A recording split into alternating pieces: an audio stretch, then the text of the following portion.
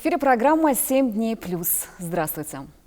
Сегодня у нас в гостях оперный певец, солист Башкирского и Екатеринбургского театров оперы и балета, обладатель многочисленных премий, в том числе и специального приза фестиваля «Золотая маска», заслуженный артист Республики Татарстан и Республики Башкортостан Ильгам Валиев. Здравствуйте, Ильгам. Здравствуйте, Миляша. Сегодня мы проводим съемку в Большом концертном зале имени Салиха Сайдашева. В эти минуты как раз здесь идет репетиция оркестра. Я думаю, вот эти звуки нам ни в коем случае мешать не будут. Они нам будут только помогать, да, и вдохновлять нас. Ильгам, я знаю, что вас назвали в честь Ильхама Шакирова. Это верно? Да, конечно. Это 75-й год. То время, когда Ильгам Абый Шакиров был на взлете и самый популярный певец, наверное, среди татарских, башкирских певцов. И, конечно же, мой отец, мой папа ярый поклонник Ильгама Шакирова. И был такой момент, когда в соседнюю деревню приезжала группа Ильгама Шакирова, и они поехали на концерт. И вот я должен был родиться на днях. Вот они с мамой поехали, и вот они посмотрели этот концерт. И после этого концерта у них была встреча с Шакировым, и мой папа сказал: если, говорит, вот ждем ребенка, если, говорит, сын родится, в честь вас я обязательно назову Ильгамом. Вот такая короткая история с моим именем. Удивительная история, тем более, что этот ребенок впоследствии стал еще и певцом. Да, понимаете, вот не зря же говорят, имя много решает в судьбе человека.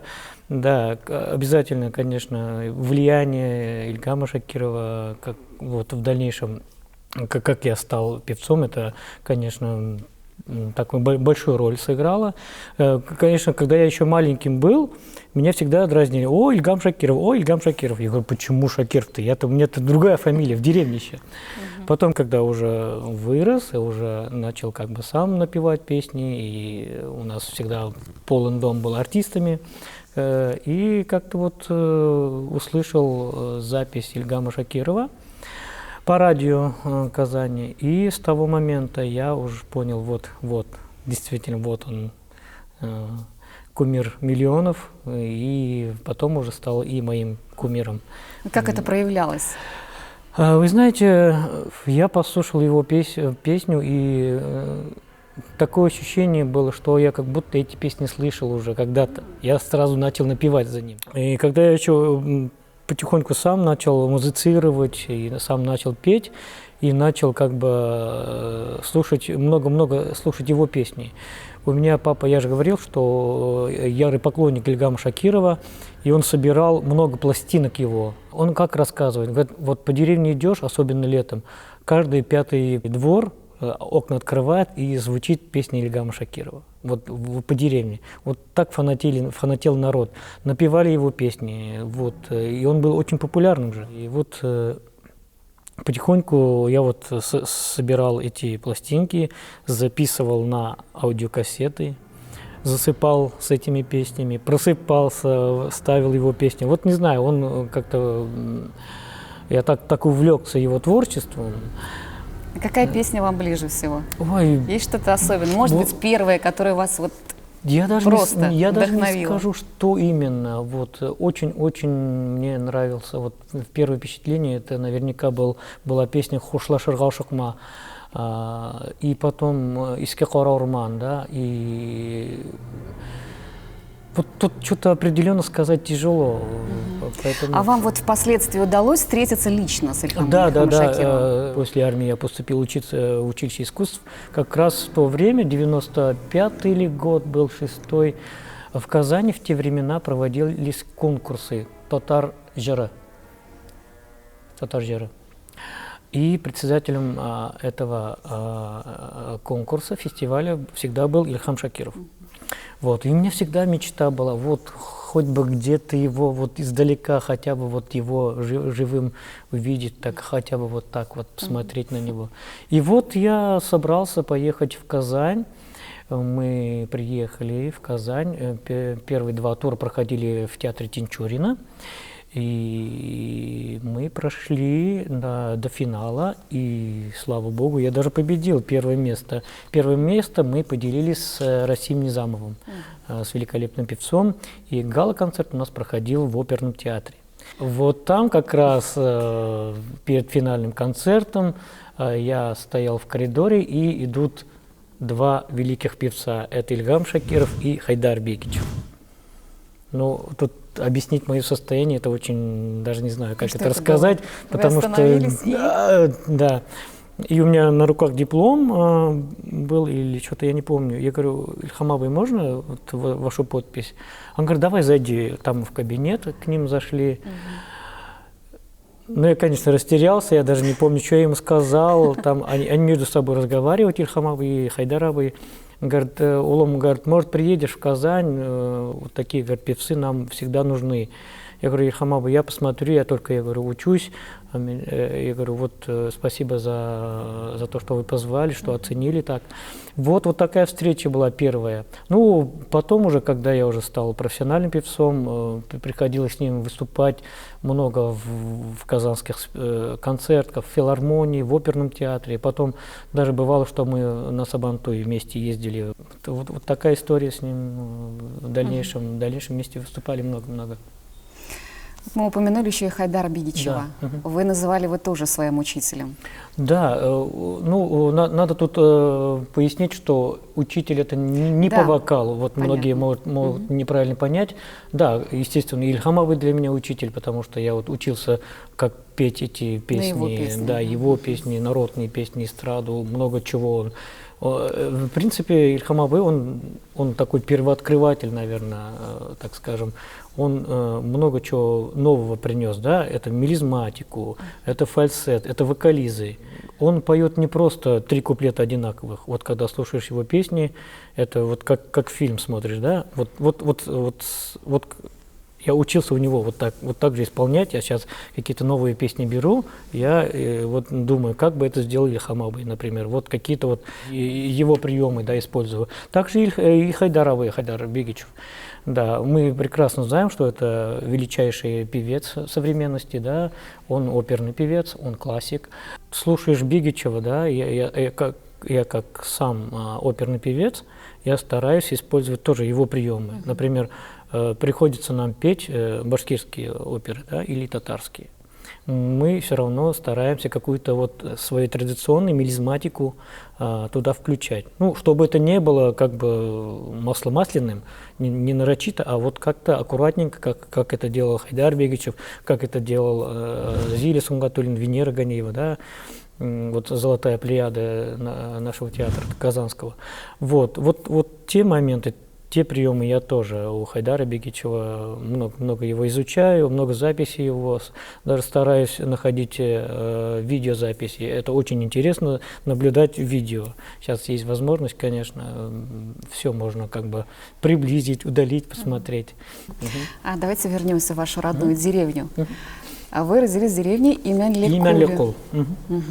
Вы в детстве хотели стать эстрадным певцом, это правда? Ну да, конечно. Потому что эстрада была другой. Эстрада была ближе, потому что мы в деревне росли, мы не знали, что такое опера, что такое классика. Я впервые в жизни увидел фортепиано, когда только поступил в училище искусств после армии. Только баян, да, был? Да, баян, гармошка, да. И я же рассказывал, что у нас в доме всегда были артисты, потому что у меня отец, он фанат многих артистов, у него очень много друзей, он работал председателем колхоза в свое время, очень долгие годы, и он всегда звал на любые праздники, даже не праздники, любую бригаду. У нас даже в доме гостили Хайдар Бегичев, Зухры Сагабиевой. Всегда дом полон артистами. И, конечно, это все на слуху, я напевал, потом сам научился играть на баяне, на гармошке, провожал девушек с столянкой. Мы такие поженились с женой, познакомились, я провожал их после репетиции в соседнюю деревню. А, кстати, знаете, вот я достал запись 1975 года, запись Ильгама Шакирова с концерта запись, живой концерт записывали. Мы отыскали в архивах. Но там, конечно, он уже не такого классного качества, как это сейчас пишется, но, знаете, там такая энергетика живая. И тогда, в 1975 году, впервые прозвучали и «Дельбуя Кайнара», который я часто пою и очень люблю. Кишерминянки гафуит, яшлигаме кира койтридем. Вот те песни, которые шлягерами стали. Вот эти песни мы пели. Пели и на улицах, и пели на концертах. Но все-таки, Ильгам, вы выбрали другой путь. Да. Это не эстрада. Безусловно, народные песни вы не забываете, Да. классические татарские песни тоже, но все-таки это опера, в первую очередь опера. Вот когда она появилась, эта любовь к опере, к оперному искусству? Я до армии уже как бы был популярен у себя в деревне, в соседних деревнях. Я играл сам, играл и пел. Давали концерты даже? Да, давали концерты. Меня отпрашивали у директора школы на свадьбы. Ну, я, конечно, не пью, но пацан еще, да. На 2 дня, пятница, суббота, свадьбы, 3 дня даже бывало. Отпрашивали сначала у директора школы, потом у папы с мамой, можно ли я поеду куда-то в соседнюю деревню, как баянист, на свадьбу. Вот я такой популярность была уже. И в то же время выступал на районных площадках, да. У нас же земляки соседней деревни Зульфия Шакирова. Они в свое время пели с моим папой вместе даже дуэтом. Ну, я помню даже эти советские времена, там полдеревни стоит как хор, поем про Ленина, там что-то про войну. Они солировали с моим отцом. И Зульфия Шакирова говорит: Апаем, я, говорит, слышу, что ты тоже хорошо поешь. Спой что-нибудь. Я ей спел. Ой, все, Апаем, завтра. А вот сразу же едешь в Уфу, у меня там педагог, я ей позвоню. Ближе к лету поехал поступать уже. Вступительные как раз вот начинались. И я зашел, спел с баяном, сыграл, и что-то акапельно, Тефтеляу или Хорорман спел. И меня приняли без никаких. И вот такая была история моего поступления. Да?